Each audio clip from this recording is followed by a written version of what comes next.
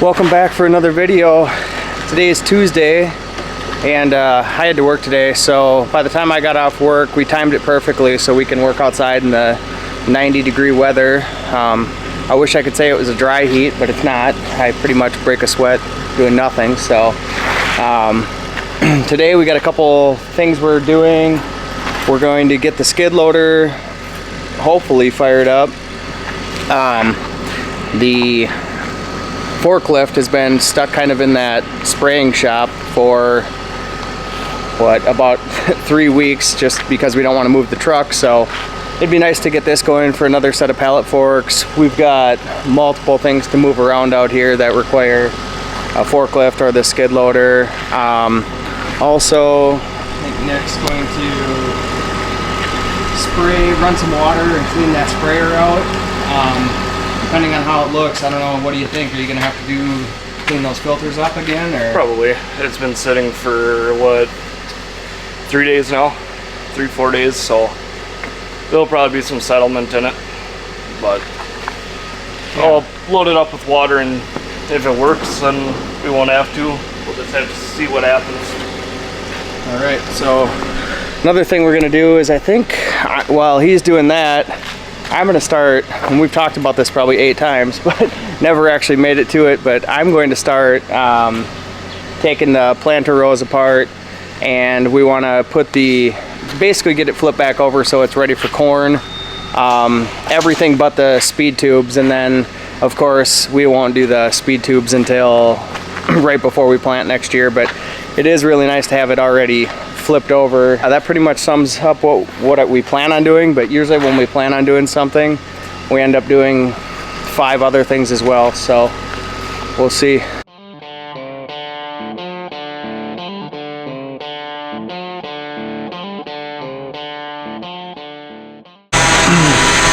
We got a visitor. It looks like Dru and Trevor from Northwest Lighting are here, so we're going to chat with them for a little bit about what they plan to do here in the big shed. So we're just here to switch out some lights for Millenial Farms here. Right now they've got 400 watt metal halights up in their ceilings now, and we're going to go to the 200 watt UFO. It's a Keystone fixture. It's right around the 28,000 lumen range. It's going to do a really good job of lighting this up, and basically a night and day difference. This is 200 watts where that's 400, so you're using half the energy and having better light. And then also he's got 8-foot T12 fixtures here, and this is just a retrofit kit that you just bust these off, screw them on there, take those T12s down, and put this socket set in here, and you got a 6-light socket, or a 6-light fixture where you had just 2 before. And that'll be, right now they're probably about 7,000 lumens, and they'll be 21,000 lumens when we're done. So this is a light meter, and it shows how many foot candles that you guys have got here in your shop. And right now we've got 9, 10, 13, 12, so, you know, 15, you got 15 tops here for foot candles. Sure. And usually in shops we'll shoot for 100, 120, 130. So this is really going to be awesome when you get done here. Yep. Yeah, there's a few lights out too, so sure. I think they're perfect. Yeah. Time to do this. Yep. There's a few that flicker every now and then too. Well, and the trouble with the metal halights is once you shut them off, it takes forever for them to come back on. Where it's nice with the LEDs, you shut them off, they come and pop right back on. Sure. Toss a battery charger on the skid loader and it works, so.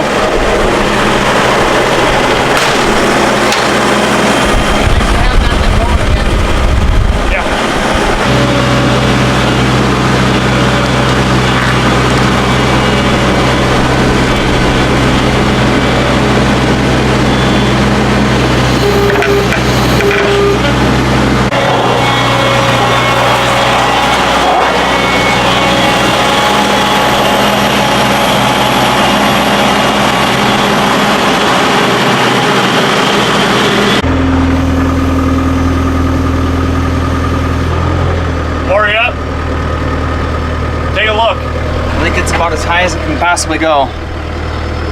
Yeah. Yeah.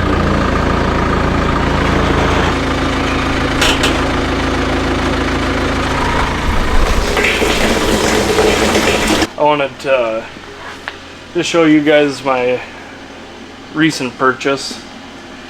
It's a 1975 International. It's got a 392 engine in it. 88,000 miles, I believe. If I remember. Yep, 88,000. It was my grandpa's truck. He bought it from the factory. And then when my grandpa passed away, it was sold on his auction to my dad's cousin. Then my dad's cousin was selling it, and I couldn't let somebody else buy it again, so I bought it probably what, a month ago or so. And yeah, I just wanted to kind of go over it with you guys. It's got a dead battery right now, but the interior on it's pretty nice. It's about the only issue on the interior is this is ripped out on it, which for a just about 50-year-old truck, that's pretty good. The other, on that side of the door, this has a rip in it. The armrest does, but the spotlight works on it. Oh, that's goofy if that has power. And there's no ignition turnover or click at all. But that works. It's got some body rust and dents and dings, but like I said, for a 50-year-old truck, I don't think it's too bad. The frame has surface rust, but there's no pitting or nothing in it. Just some of the cab corners are pretty rough. The box is really bad because my grandpa used to haul scrap iron in it. It runs really good. The brakes are iffy on it. They work half of the time, it seems like. But yeah, for a 50-year-old truck that used to be my grandpa's, I couldn't be happier with it. But all it really takes is a couple ounces of fuel dumped down the carburetor and it fires right up. But I need to get a new battery for it. And I think I'm gonna take it in and just have somebody look everything over, probably do oil, engine oil, transmission oil, redo the brake lines and everything, and just get it so I'm comfortable driving it on the road. And hopefully when I let it sit for a couple days, I don't have to dump fuel down the carburetor. So we're taking it apart, just gonna put it halfway back to corn. Just basically putting everything in there that can be over storage or winter. Just to make sure nothing gets bent out of shape or settles in it. Just making sure everything stays flat and how it should be. Get that hose off. This hose. This wire. Oh, I think that's it.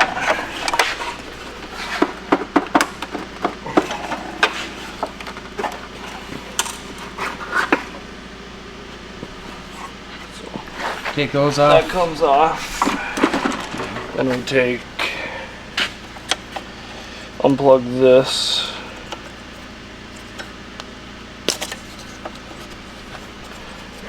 I can't remember how this one comes out. Just like that.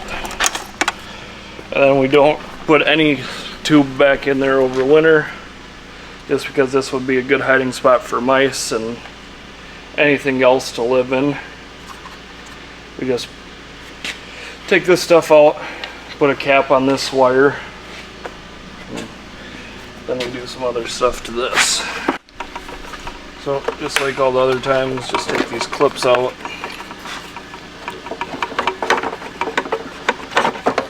Open that up, seed disc there. Actuators in there. We gotta get a tub to dump all the excess beans in, and then we take this whole plate back off and put the corn ones back on. Take the plate out, and then the singulator, we put these white ones in, but we are not going to put a plate back in there, just because I don't really know. That's just the way my dad did it. He never would have plates in the planter over winter. I don't know if he was worried about them getting kind of warped or what, but that's the way he did it, so that's the way I'm going to keep doing it.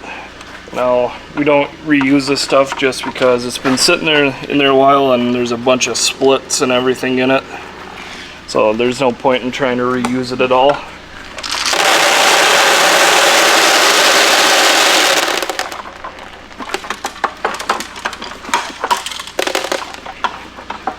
Dump it out. Pull this pin down here.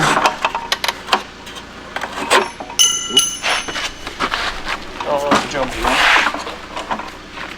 And this just pulls out with this clip. That comes out. And normally I'd like to give it another dump just to get all the dust and dirt out of it. Set that off to the side. But this comes out the same way the soybean one came out.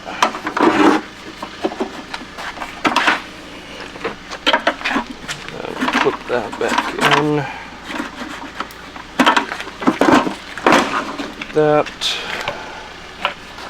This actuator just kind of clips out. There's a spring in here that you got to make sure stays in. Grab one of these.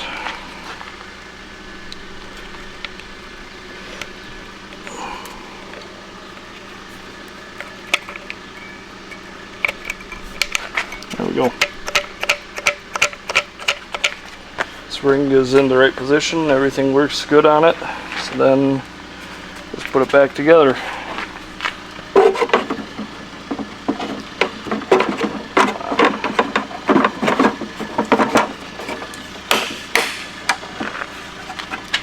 Make sure those clips are in there tight, everything's good, and you just throw it back on, and that's how we do it for the winter. While Kyle's working on the planter, I'm switching the little tanks over.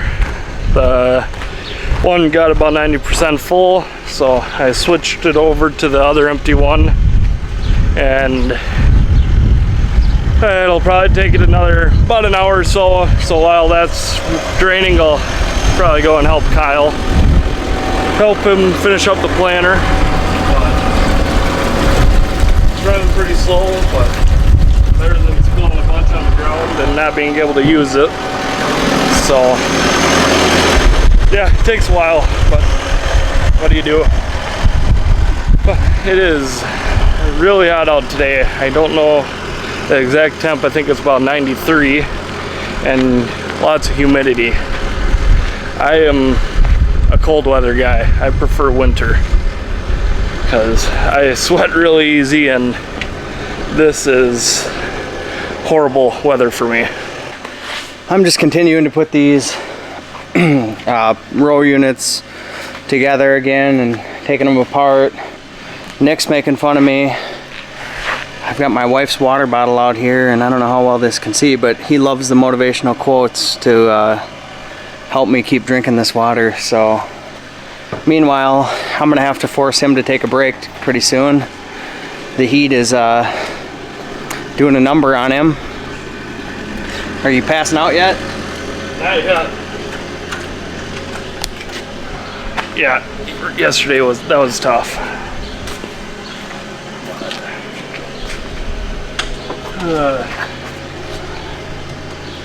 Wouldn't be so bad if I could get the sweating to stop, but it's just sitting in the shade. I'm sweating a gallon a minute, feels like. Might have got a little bit of heat exhaustion yesterday. Just a little. Well, if it keeps up like this, the temps and the humidity, we're gonna have to switch to like a night shift or something. Yeah. That's for sure. Drink up. Just keep pounding water. Say you need about a gallon or 2 a day to keep up with this. More than that. He's locked and loaded at least. Uh-oh. Central's here. I don't know if that means Nick did something wrong spraying or not. Brian's taken off. Overall, things are looking good. He said Couple of issue spots. couple little issues. Yeah, it looks like one spot out in this home field got double sprayed possibly, just a little bit. And then you got to get closer to those end rows, he says. Yep. So minor things for first time for this year. Full spraying. Yeah, full on spraying. So We got the sprayer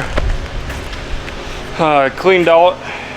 I haven't moved the skid loader yet, but got that cleaned out.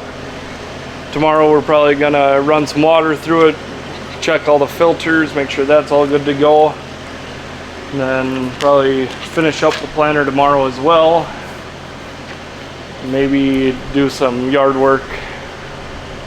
Depends on how hot it gets tomorrow, but yeah, today we're just gonna call it a day from the heat. And yeah, we'll probably pick it up tomorrow. So if you like the video, like, subscribe, leave a comment if you got something you think we need to hear. And then yeah, thanks for watching.